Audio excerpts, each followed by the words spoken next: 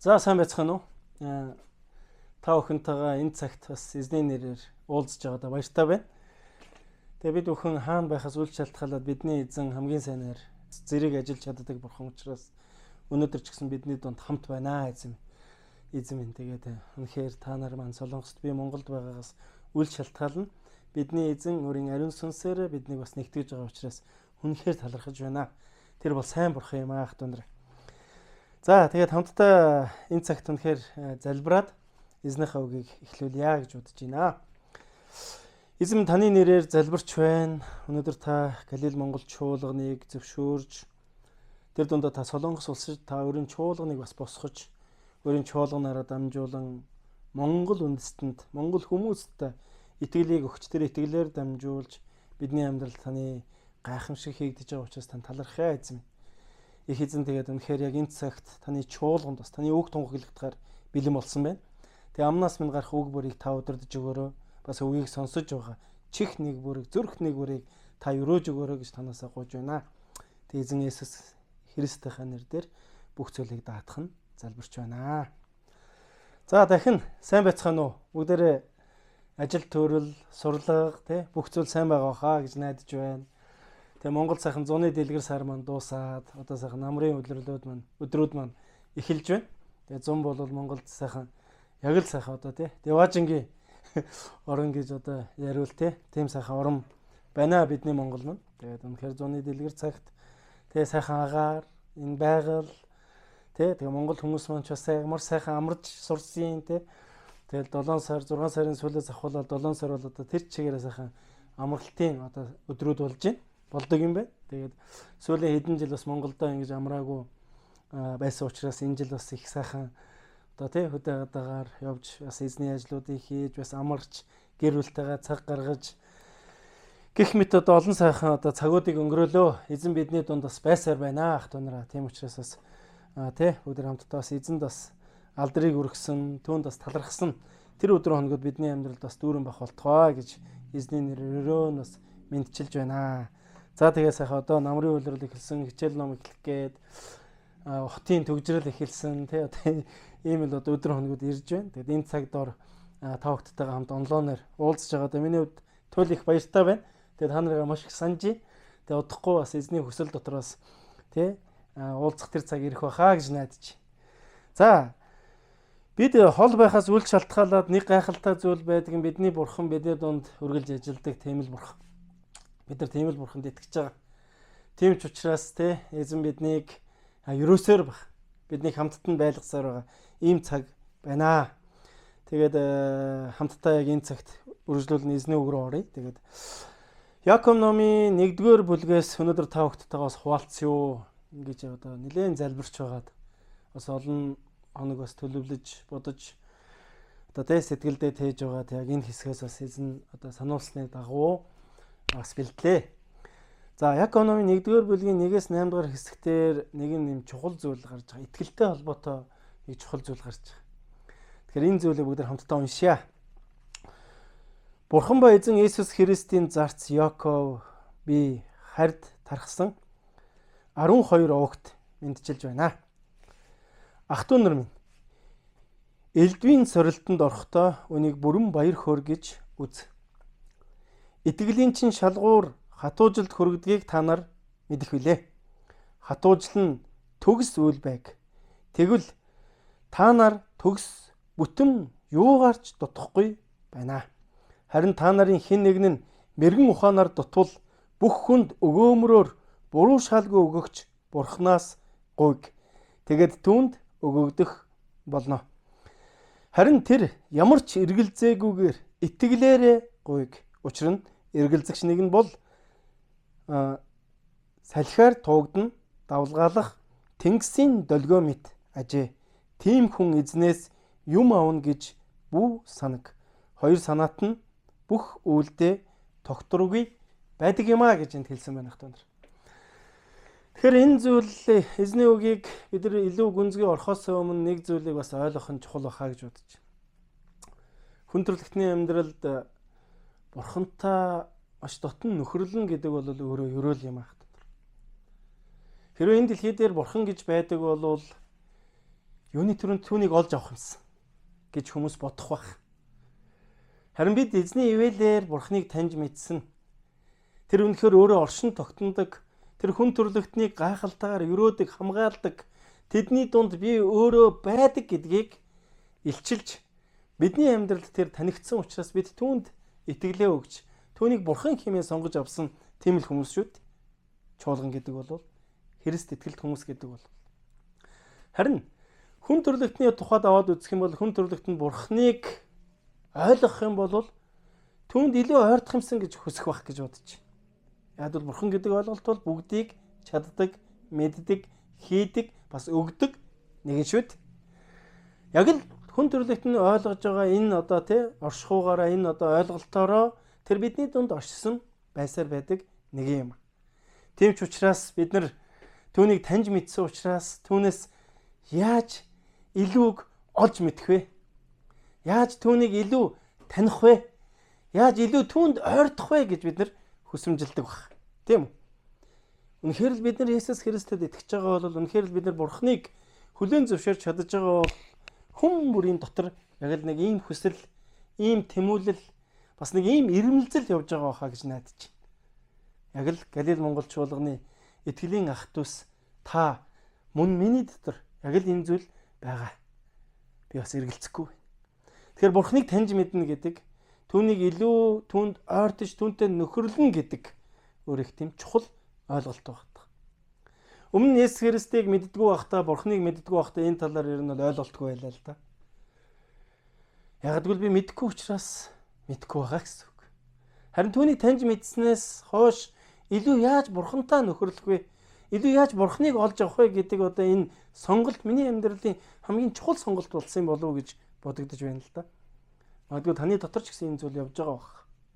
Тэгэхээр магадгүй бид Бурхныг таньж мэдээд түүнийг олж харах үед бидний нүд нээгддэг баг. Тэгээ нүд нээгдээд ирэхэд бидэнд юун чухал вэ? Бас юун чухал биш вэ гэдэг ч ойлгогддог баг. Яагаад?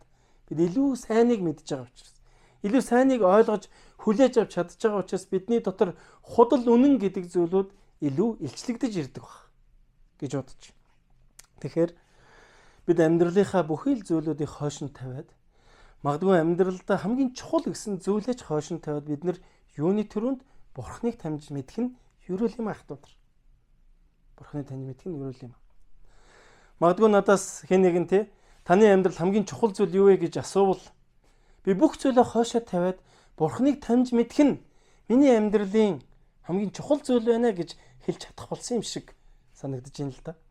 Тэгэхээр магадгүй таны дотор яг ийм зүйл байна уу гэж бас та өөрөөсөө асууж үзээрэй гэж танаас бас хүсэмжилмээр. Тэгэхээр бид нар Библийг харах юм бол Библиэлд Бурхныг таньж мэдэх, түүнд итгэлээ өгнө гэдэг нь өөрөө гайхалтай зүйл юм а гэдэг хэлсэн байна. Нэгэсэндээ Бурхныг таньж мэднэ гэдэг нь өөрөө итгэл юм а гэдэг зүйлийг хэлж өгсөн байна. Итгэл. Есүс Христийг таньж мэдэх нь итгэл юм а. Хүний дотор итгэл байхгүйгээр энэ зүйл хийгдэх ямар ч боломж байхгүй гэсэн үг. Энэ зүйл итгэлээр дамжуулж хүний амьдралд ил болдог гэдгийг Библи илчилж өгсөн байна. Бурхан хүн төрлөختөнд бас ойлгуулж өгсөн байна. Тийм учраас энэ итгэл гэдэг зүйл итгэлийн хүний амьдралд их чухал байна.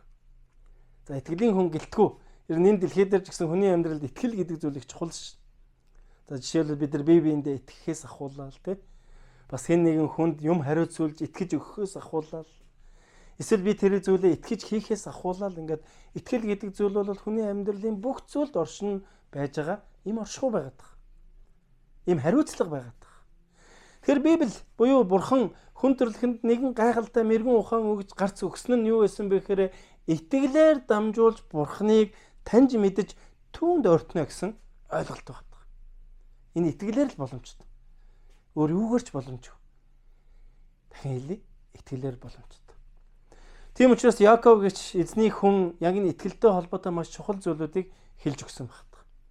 Тэр өнөөдөр Галил чуулган итгэлийн талаарх нэг хоёр чухал зүйлийг хамтдаа олж мэдцгээе гэж би та бүдээсээ уриалмаар. Нэгсэндээ энэ итгэл өсөх хоёр арга байна гэдгийг танд энэ цагт хэлмээр. Ямар сайхан мэдээ вэ те?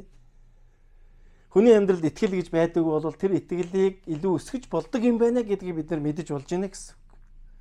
Тэгэхээр өнөөдөр бид нар Библиэс харах юм бол итгэлийг өсгөж болдог хоёр арга байна хата нар. Хоёр арга. Энэ аргаас бүгд хамтдаа суралцаад өөрсдийн яг тэр бурханд ойртох, түүнийг таньж мэдэх, тэр амьдралын тэр чухал орчныг бий болгож чадах тэр итгэлээ хамтдаа өсгөцгөө хата нар. Амен. Итгэл өснө гэдэг нь юу вэ? Ерөөл юм аа. Итгэл өснө гэдэг нь юу вэ? Бурхныг таньж мэдэх. Түүнд илүү ойртож, бурхантай илүү нөхөрлөх явдал юм аа. Тэгэхээр итгэл өсөх аргын хамгийн эхний нэг арга нь юу вэ гэхээр энэ бол бурхантай шууд хамаатай зүйл байна. Бурхан өөрөө хийдэг гэсэн үг.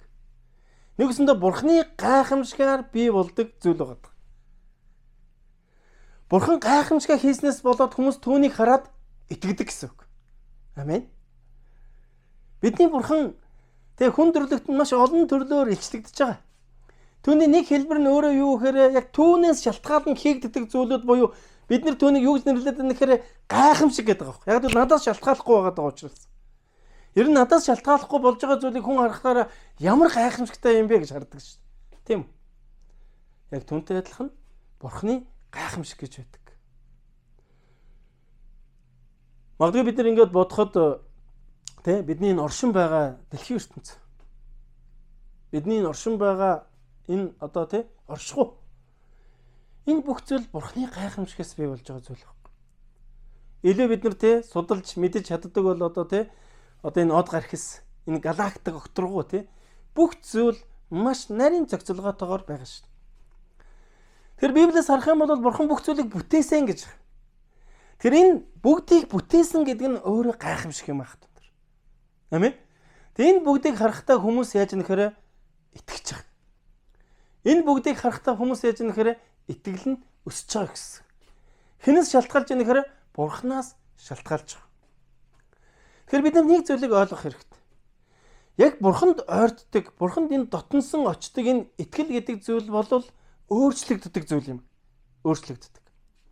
Анх бид нэр чуулганд ирэхдээ ер нь бол ямар ч бурханы талаар ойлголтгүй буюу түүнд итгэх боломжгүйгээр ирж яддаг чинь. Харин магадгүй бид нар бурханы олон гайхамшгуудыг хараад түүнд итгэсэн учраас бидний дотор итгэл бий болоод үргэлжил өөрчлөлт бий болж байгааг бид нар харж байна. Магадгүй бид нар дэрэгдээ сууж байгаа найз нөхдөд, магадгүй бид нар дэрэгдээ сууж байгаа ах эгчээ, магадгүй бид нар өмнө хойноос сууж байгаа дүүнэрээ хараад энэ зүйлийг гэрчилж болох юм аах түнд. Дахин хэлье. Итгэл үргэлж өөрчлөгдөж болдог зүйл юм шүү. Нэгсэндээ бурхан дотор итгэл өөрчлөгдснөөр хүний амьдрал гайхамшиг бий болдог. Бурхан дотор итгэл илүү өөрчлөгдснөөр хүний амьдралд хүч бий болдог гэдэг ойлголтыг авах хэрэгтэй гэсэн. За магадгүй бид нар 1 жилийн өмнөх миний итгэл ямар байсан бэлээ? 2 жилийн өмнө миний итгэл ямар байсан бэлээ? 5 жил, 10 жилийн өмнө миний итгэл ямар байсан бэлээ? Харин өнөөдөр миний итгэл ямар байгаа вэ гэдгээ шүүж тунгааж болох юм. Хэрэв тэгж харж чадах юм бол бид нар итгэл минь яаж өөрчлөгдөж болсныг бас өөрчлөгдөж байгааг энэ өөрчлөгдөж байгаа болгоноор бидний амьдралд ямар гайхалтай ерөөл хүч тэр бурхны гайхамшиг бий болдг юм бэ гэдгийг бид нар шүүн тунгааж үзэж болно гэсэн үг. Амен. Та боддоо. Итгэл гэдэг зүйл бол зүгээр нэг ингээд тухайн нөхцөл байдлаасаа болоод ингээд байж байгаа зүйл ерөөсөө биш. Зүгээр л ингээд нэг ингээд байгаа л тэгэл тэр байгаа л надад ингээд нэг нөлөөлөл байгаа юм ерөөсөө биш. Харин итгэл үргэлж өөрчлөгдөж өснө дэвжж яадаг зүйл байна. Нөгөө талдаа бид нэг зүйлийг бас бодох хэрэгтэй. Итгэл гэдэг зүйл бас унж яадаг. Харин өнөөдөр миний итгэл унж байна уу, өсөж байна уу гэдгээ бодох хэрэгтэй болж байна гэсэн үг. Харин яг бурхны хийж байгаа энэ гайхамшигаас шалтгаалж яаж юм гэхээр бидний итгэл үргэлж өсчээдэг байна. За жишээ нь өнөөдөр Солонгос улсад Галил Монголд шуулан 23 жил үйл ажиллагаагаа явуулсан гэж та боддоо. Хүний нутагт Есүсийн сүм 23 жил тасралтгүйгээр зогсохгүйгээр өнөөдрийн хүртэл оршсоор байгаа гэсэн. Энэ хэний хүч вэ гэхээр бурхан өөрөө хийж байгаа гайхамшиг юм аах тантар. Амен. Хүмүүс бидний бодлоор ингээд харах юм бол магадгүй энэ боломжгүй юм шиг. Энэний цаана нэг хүмүүс ингээд нэг юм Мөнгө төгрөгөөр ингээл тэтгэл байдаг юм шиг зарим нэг нь ойлгож иж болох юм. Гэтэ үгүй. Бурхан өөрөө гайхамшиг хийсээр өнөөдрийн хүртэл өөрийн оршууга бидний дунд байлгасаар байгаа гэсэн үг. Нэгсэндээ Бурханы чуулган байж гинэ гэдэг нь өөрөө яаж нэхэр монголчуудын дунд нэг итгэл найдвар бий болж гинэ гэсэн үг. Монголчуудын дунд Бурханд хүмүүс ойртож гинэ гэсэн үг. Гадаадд Солонгост байгаа монголчууд тэдний нэг нь бол бид нар шүү дээ. Бид нар яг л тэр гайхамшигыг мэдрээд тэр гайхамшигыг хүлээж аваад тэр гайхамшиг дотор амьдарч байгаа хүмүүс аахгүй.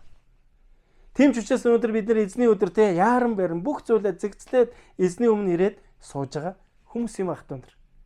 Амен. Тэгэхээр өнөөдөр таны амьдралд ч гэсэн Бурханы хийж байгаа олон гайхамшигтай ажлууд байгаа юм ах өндөр. Та бүү эргэлзээр. Зарим тохиолдолд тийм зүйлүүд байдаг шүү дээ. Зарим сүмийн итгэгч нарын итгэл хүртэл өөр байдаг. Зарим тохиолдолд зарим хүмүүсийн итгэлийн төвшин хүртэл өөр байдаг. Тэгэхээр бид нар би энэгээр юу гэж хэлэх гээд байна гэхээр Бурханы бидэнд өгсөн тэр итгэл үргэлж өөр байж болдог юм шүү. Тэрэнд бүү эргэлзээр. Харин энэ итгэл өсөх шалтгаан нь өөрөө юу байдг вэ гэхээр Бурханы хийж байгаа тэр гайхамшигаас шалтгаална бий болж байгаа зүйл юм ах түнэр. Амен. Саяхан миний одоо нэг таньдаг хүн маш хүнд өвдсөн. Тэр Монголын маш олон эмнэлгүүдээр явсан. Тэр эмнэлгүүдээр явж байхдаа маш таагүй хариу хүлээж авсан. Маш таагүй. Хурдан хугацаанд одоо хаалганд орохгүй бол одоо хүнд одоо зүйл хүлээж авахаар байшгүй. Мэдээж хаалгаа энэ төр болохын тулд яах вэ гэхээр мөнгө төгрөх хэрэгтэй бол. Маш их мөнгөний доо хэрэгцсэн. Боломжгүй. Харин тэр хүний хийж чадчихсан зүйл юу байсан гэхээр Бурхан руу хандна залбирах байсан баг. Бид нар эзний ивэлдор нэгэн гайхалтай бас эзний оршихуй дотор бид нар цугларч түүнд залбирч түүнээс суралцаж ийм үйл ажиллагаа Бурханы оршихуй дотор орох боломж бий болсон. Хамтдаа бид нар залбирч байсан. Хамтдаа бид нар одоо тэр хүний төлөө санаа тавьж байсан. Эзэнд өргөж ирсэн гэсэн. Тэгээд Монголд боломжгүй одоо ийм хэцүү хариунууд сонсоод байсан учраас тэр хүн гадагшаа явсан баг. Харин гадагшаа яваад юу болсон гэж бодож байна. Тэр газар очиод шинжилгээ өгөхөд бүх зүйл идэгсэн байсан. Бүх зүйл сайнаар иргсэн байсан гэсэн. Тэгэхээр энэ яаж нэхэр Бурханаас хийгдэж байгаа гайхамшигтай ажлууд юм ах. Бурхан бидний дунд оршин тогтносоор баг. Бидний дунд өөрийн нэгүслээрээ байсаар баг. Тэр биднийг хайрласаар баг. Тэр бол сайн Бурхан ах дүүнэр. Тийм учраас түүний хийж байгаа энэ ажлаас шалтгаалаад бидний итгэл өргөлж өсч идэг юм ах дүүнэр. Өнөөдөр ч гэсэн хамтдаа түүний тэр хийж байгаа гайхамшигтай ажлуудыг олж харж чадах тэр дуулууртай зүрх сэтгэлтэй байцгаая ах дүүнэр. Тэр дуулууртай итгэлийг тээцгээе. За энэ юу вэ? Бидний итгэл өсөж болох нэгдэх шалтгаан шүү. Арга гэх юм уу? Бидний амьсгалж байгаа хүртэл Бурхантай холбоотой шүү байх танараа. Бид нар Библийг харах юм бол Бурхан хүн төрлөختийн төлөө нарыг мандуулж, хүн төрлөختийн төлөө нарыг жаргаадаг гэж хэлсэн байх. Тэр энийг ч гэсэн бид нар олж харж чадах юм бол бид нар Бурханд итгэлээ өгч, тэр итгэл маань өсөх боломжтой гэсэн үг юм байх. Амен. За, хоёр дахь нэг зүйл байна. Энэ маш чухал зүйл.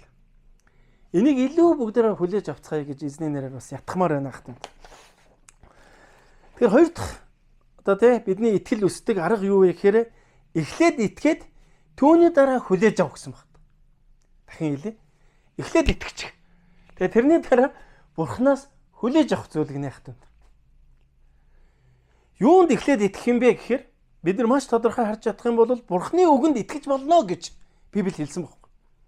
Бурханы үгэнд итгэж болно гэж хүн төрлөختөнд энэ гарцыг, энэ боломжийг, энэ өсөлтийг бидний эзэн зөвшөөрсөн байна ах түнэр. Юу гэсэн бэ? Эзний үгэнд. Үг гэдэг өөрөө Бурханы дүр төрх юм ах түнэр. Нэг талдаа үг гэдэг нь өөрөө бид нар юм аа. Үг гэдэг нь өөрөө бидний доторх оршихуй юм ах түнэр. Тэгэхээр Есүс эзэн Бурхан хүн төрлөختөнд үгээрээ дамжуулан ажилласаар байдаг. Үгээрээ дамжуулан ойлгоцоор, үгээрээ дамжуулан бидэнд итгэлийг өгч тэр итгэл өссөөр байдаг юм ах түнэр. Амен. Дахин хэлье. Эхлээд итгээд түүний дараа хүлээж авах итгэл гэсэн үг гинэ ах түнэр. Тэр энэ бол ихэвчлэн яг өнөө цаг үед бол бидний дунд хийгдэж байгаа зүйлүүд байгаад байна. Бид итгэждэг. Тэгээ хүлээж авчих. За жишээ нь бид нар нүдэнд харагдахгүй, гарт баригдахгүй байгаа Бурханд итгэж чадаж байгаа шүү дээ. Амен. Тэгснээр бид нар түүний гайхамшигыг амьдралдаа бас хүлээж авчих. Бид нүднээр харж гараараа барьж чадаагүй, үзээгүй Есүс Христэд итгэж чадсан.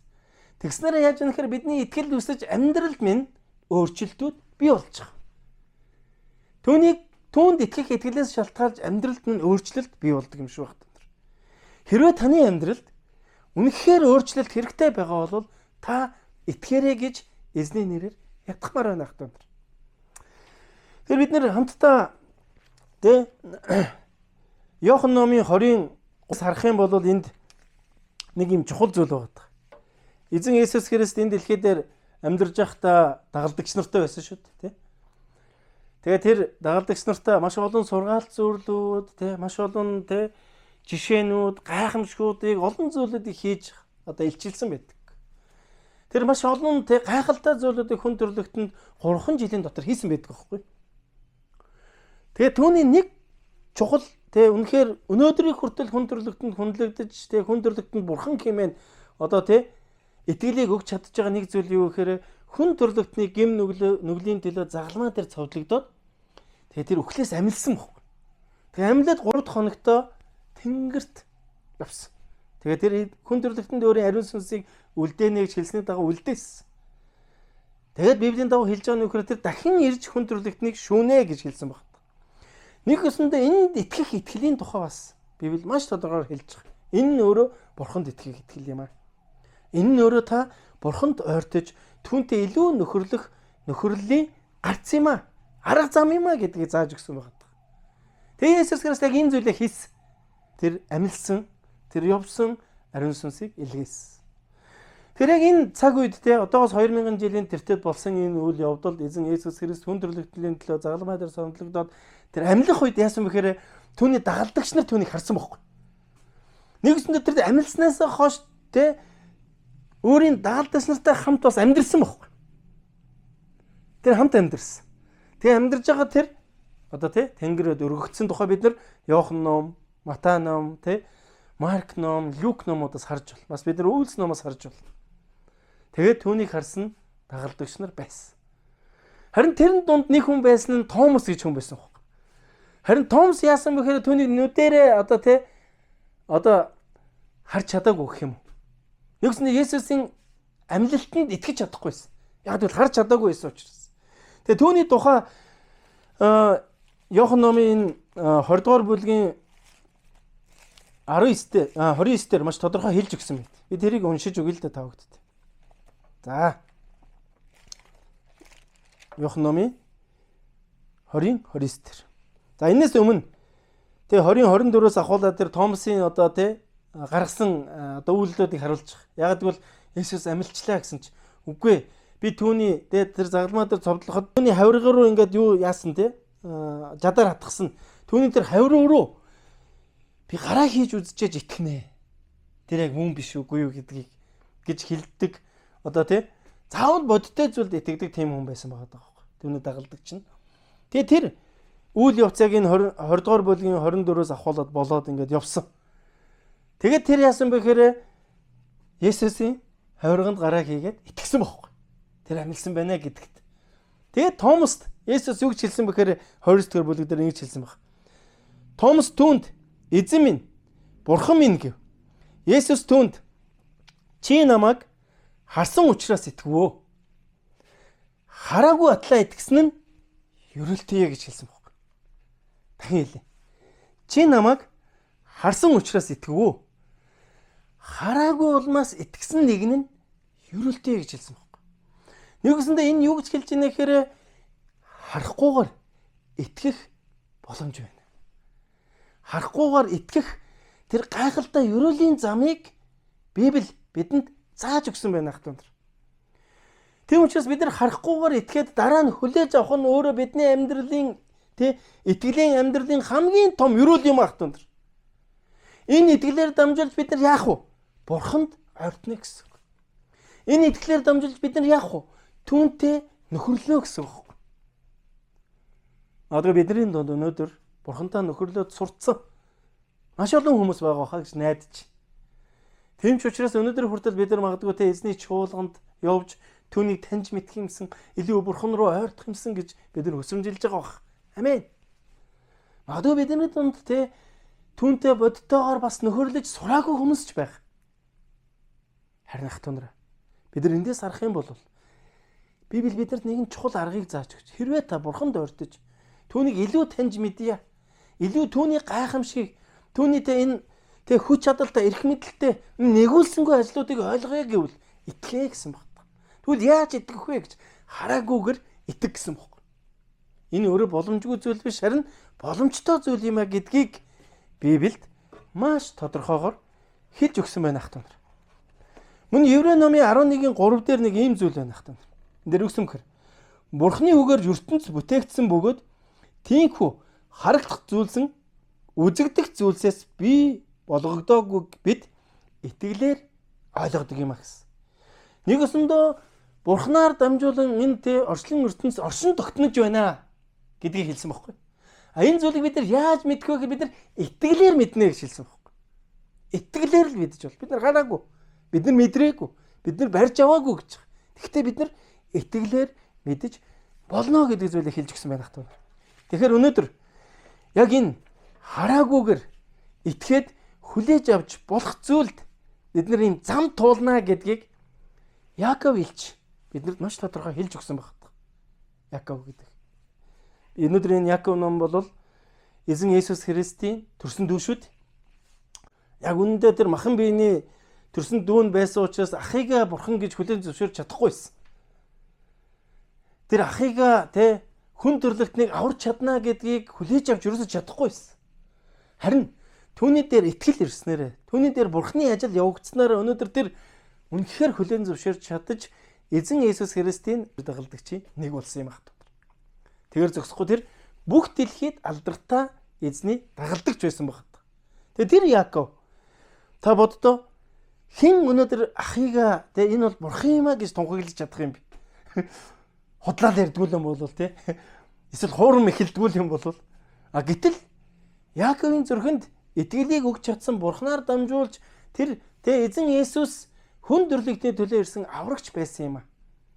Энэ аврагчид биднэрт ойртох боломж нь бол итгэл юм байна гэдгийг биеэрээ мэдэрч амьдралдаа хүлээж авч түүгэр зогсохгүй тэр яг энэ амьдралаар амьдрч чадсан нэг нь байхгүй байх та. Тийм учраас бид нар хараагүй зүйлдээ итгэж чадах тэр зүйлээр маш тодорхой зөвлөгөөнүүдийг, маш тодорхой зааварчилгаануудыг бидний амьдралд үлдээсэн байна. За, бид нар итгэл өсгөж болох хоёр аргыг сурж байгаа. Нэг нь юу вэ? Бурханаас шалтгааллах. Түүний гайхамшиг. Тэр үнэхээр өөрөө л хийдэг ажил гэсэн үг. Амен. Хоёр дахь нь юу вэ? Үнэхээр бид нар хараагүйгээр итгээд хүлээж авах явдал юм ахтан. Энэ хоёр зүйлийг бид нар зүрхэндээ тээж итгэж чадах юм бол бидний итгэл өсөх болно. Бидний итгэл өсөлтөнд хүрэх болно. Амен. Өнөөдөр бид нар маш олон жил өсөлт өөд гэдэг одоо энэ өрөө одоо энэ оршихуй. Энэ одоо юугаар ярих юм бол шинжлэх ухаанаар ярих юм бол магадгүй философи гэж бид нар нэрлэж болно Тэгэхээр энэ өсөлтийн эцсийн зорилго юу гэхээр бид нар илүү Бурханд ойртох тухай байхгүй. Бид нар илүү итгэлээр өсөх тухай байхгүй. Тийм учраас бид нар энэ жил ямар ураад одоо уриалга тавьж байгаа гэхээр өвлийн хүн байцгаая. Залбирлын хүн байцгаая. Дагалдуулдаг хүн байцгаая гэж бид нар уриалж өнөөдрийн хүртэл бид нар ах дүүсээ ятгахсаар байгаа байлаа ах дүүнэр. Тэгэхээр бидний итгэлийн өсөлт юунаас шалтгаалж байна гэхээр хараагүйгээр итгээд хүлээж авахаас бүх зүйл эхэлж байна ах дүүнэр. Энэ зүйлийг бид нар хийж чадах юм бол бид Бурханд ойртох болно. Түүнд ойртсноор бид нар илүү хөнгөн амьдрах болно гэж. Бид нар Матай номын 11-р бүлгээр дээрээс харах юм бол тэр юу гэсэн бэлээ? Миний буулга хөнгөн гэсэн байна. Миний буулга хөнгөн гэсэн. Бурхан удаан ярьдаг гэж юу? Бурхан биднийг хуурдаг гэж юу? Бурхан биднийг аргалцаадаг гэж юу? Үгүй ээ. Хэрвээ бид нар Библиэс сурж байгаа бол Бурхан ерөөсөө тийм биш. Тэр бол шудраг. Бас тэр үнэнч. Тэр бас хэлсэндээ, амлсандаа хүрдэг нэг юм ах тань. Тийм учраас энэ хараагүй энэ итгэл дотор болж байгаа нэг гурван чухал зүйлийг өнөөдрийн эзний үгээр дамжуул бидэнд ойлгуулахыг хүсэмжилсэн юм а. Маш тодорхойгоор энийг хуваалцъя. Нэгдүгüрт нь Яаков номын 1-р бүлгийн 2 дээр ингэж хэлсэн байна. Ах дүүнараа элдвийн сорилтонд орохдоо үүнийг бүрэн баяр хөөр гэж үзье гэсэн байна. Нэгүсэндээ бидний амьдралд итгэл байгаа бол сорилт байгаа гэдгийг хэлж байгаа. Таны амьдралд өнөөдөр сорилт тулгараад энэ сорилт миний итгэлийг хараа хойш нь татаад байгаа юм биш үсттэй гэж. Харин Библи юу гэж хэлсэн бэ гэхээр Яаков илчээр дамжуулж юу гэж хэлж байгаа вэ гэхээр итгэл байгаад сорилт ирж байгаа бол үүнийг баяр хөөр гэж үзье гэсэн үг. Яаж нэхэр би үнэхээр бурханд итгэж чадж байна гэдгээ баталгаажуулж байна гэсэн үг. Амен. Илүү би бурханд ойртох ёстой гэдгээ ойлгох ёстой гэсэн үг. Амен. Тэр амьдралд минь сорилт ирж байгаа бол яагаад сорилт ирээд байгаа? Итгэлээс болоод сорилт ирээд байгаа байхгүй. Хэрвээ би итгээгүй эсвэл миний амьдралд сорилт ирэхгүй байхгүй. Ойлгохгүй байхгүй тэрийг. Нүд маа нээгдэг байхгүй. Сонсож чадахгүй байхгүй. Хүлээж авч чадахгүй байхгүй. Харин бид нар бурханд итгэж хараагүй тэр Есүс Христ миний гэм нүглийн төлөө ирсэн юм а гэдэгт итгэж тэр үнэхээр биднийг аврах юм а гэдэгт итгэж тэр биднийг шүүх бурх юм а гэдэгт итгэж тэр биднийг хүлээж авч тэр тэрвэрчтэй тэр биднийг өрөвдөж тэр биднийг хангадаг бурх юм а гэдэгт бид нар итгэж чадах юм бол бидний амьдралд яана гэсэн бэ? Сорилт ирнэ гэсэн үг. Сорилтгүй итгэл гэж энэ дэлхий дээр нэгч байхгүй. Тэгэхээр өнөөдөр бидний амьдралд юу тулгарч байгаас үл шалтгаалаад бидний зүрхэнд итгэл байна уу үгүй юу гэдэл бурхан чухал. Хэрвээ бидний амьдралд итгэл байж чадах юм бол тэр маань биднийг давж гарах хүч болж өгдөг юм аах тань. Амен. Тийм учраас Яаков илчээр дамжуулж эзний үг өнөөдөр биднэрт юу гэж хэлж ийнэ гэхээр элдвийн сорилтонд орохдоо үүнийг бүрэн баяр хөөр гэж үзье гэсэн байна. Та эндээс нэг зүйлийг хараа. Элдвийн гэж байна. Элдв гэдэг энэ үгийг харах юм бол юу ч байж болно гэж хэрнэ л. Би бүүз очирд гэж байгаа юм. Юу ч байж бол. Ямар ч арга зам байж болно заяа. Юу ч тулгарч ээж байж болно. За магадгүй тэрний нэг нь өнөөдөр биш дээ. Уулын та нартай хамт солонгост байж ах хэвээр юм шүү. Тэгсэн чи би өнөөдөр энд Монголд байгаа даа байхгүй. Тэгэхээр сэтгэл маань та нартай хамт байгаа даа байхгүй. Энэ юу юм? Нэг төрлийн миний амьдрал тохиолдож байгаа сорилт байхгүй. Энээс болоод бид нар хоошоо ухрах хэвээр юм. Бурхныг үгүйсэх хэвээр юм. Тэр байхгүй байх гэж бид нар хэлж чадахгүй. Боломжгүй зүйл байхгүй байх.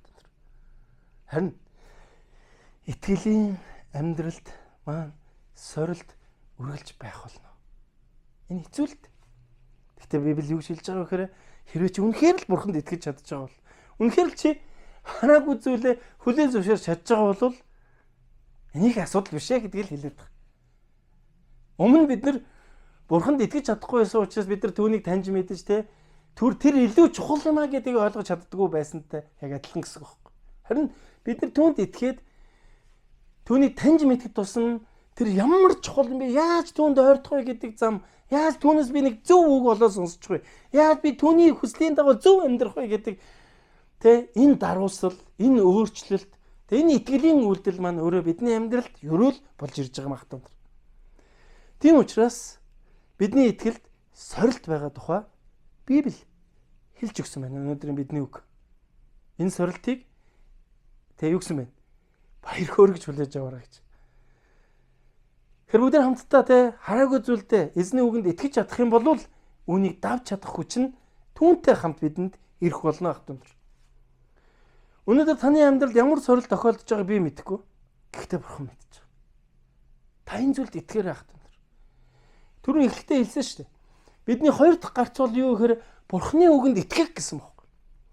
Тэгэхээр энэ зүйл бид нар итгэж чадж байгаа юу үгүй юу гэдэг зүйл альва зүйл оршоод байна ах түмэр. Харин бид нар итгэж чадах юм бол сорилтыгч даван туулах хүч нь бидэнд түүнээс өгөгдсөн байна ах түмэр. Амен. Тэр энэ зүйлийг бид нар ойлгох хэрэгтэй. Хараагүй зүйлээ итгээд хүлээж авах үйл явц дотор мань бидний амьдралд ийм зүйл болж явах магадaltaй гэсэн үг. Хоёр дахь зүйл нь цааш үргэлжлүүлээд харъя.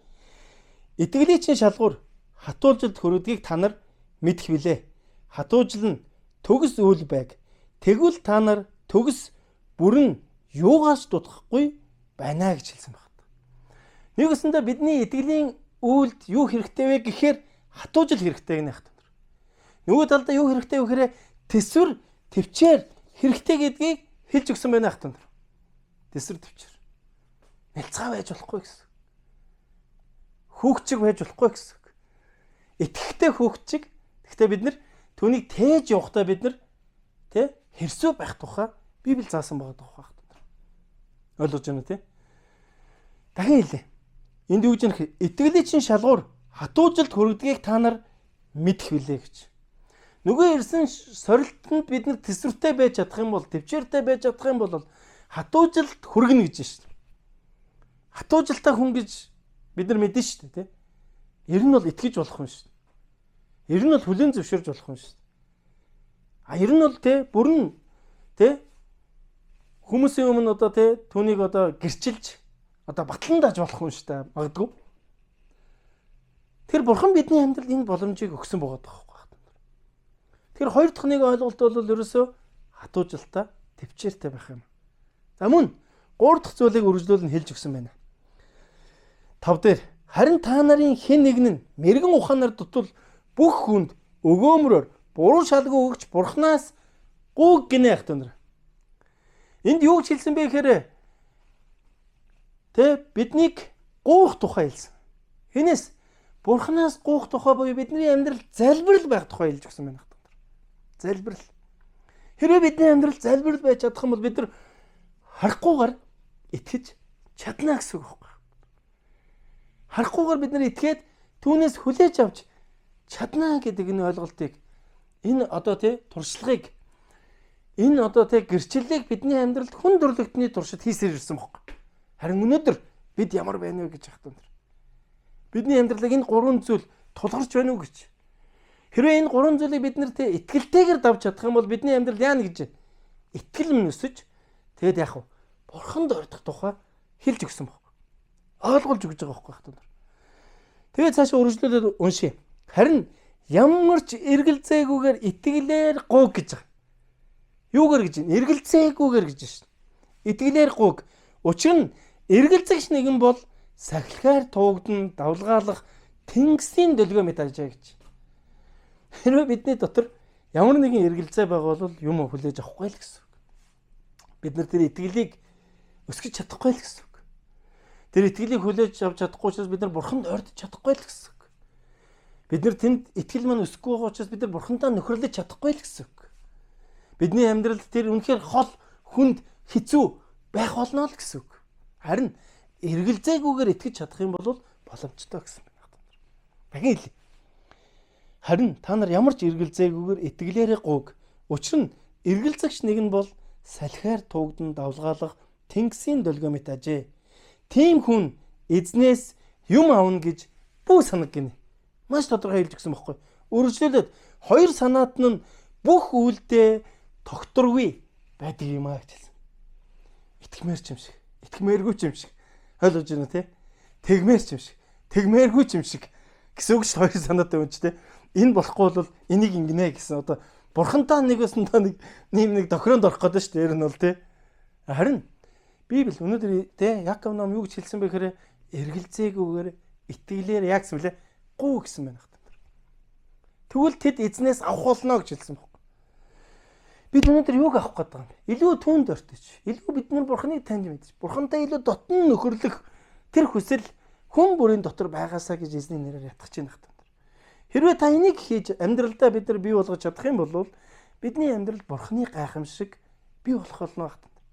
Бид түүнийг алдаршуулж амьдралдаа түүний хөнгөн буулгыг эдэлж амьдрах болно гэж хатан.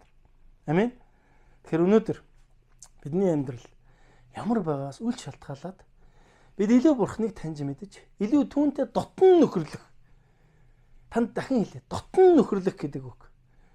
Бид бие биентэйгээ дотн нөхөрлөх ямар гоё байдаг вэ тий? Бид бие биентэйгээ тэр сэтгэлээ уудалж, энэ дотор байгаа зүйлээ түүнд гаргаж, итгэж болох хүмүүстэйгээ бид нар ойртоход бидний амьдрал ямар их өнгөрдөг вэ? Яг үүнтэй адил. Бурхантай бид маш дотн нөхөрлөж чадах юм бол бидний амьдралын ачаа тэр эзнээс өгж байгаа тэр ачаа хөнгөн байх болно гэж Матай номын 11-р бүлэг дээр маш тодорхой хэлж өгсөн байна хатан.